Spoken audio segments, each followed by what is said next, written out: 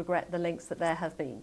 You know, we have no links. We have a very clear record that we've been willing to talk about, which my husband has said. He took some rides on the airplane for his charitable work.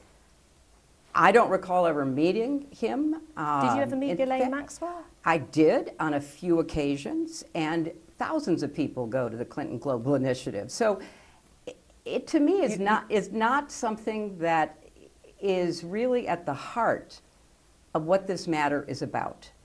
They are accused, and in both cases were convicted of horrific crimes against girls and women.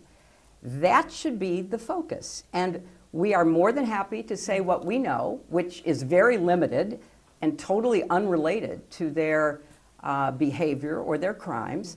And we want to do it in public because let's make this transparent. There are calls for another individual who denies wrongdoing to go before Congress on this matter. Andrew Mountbatten Windsor, formerly Prince Andrew. Do you think he should testify? I think everybody should testify. Look, including the former prince? I think everybody should testify who is asked to testify. I just want it to be fair. I want everybody treated the same way. That's not true for my husband and me because other witnesses were asked to testify. They gave written statements under oath. We offered that. They want to pull us. Why do they want to pull us into this? To divert attention from President Trump. This is not complicated.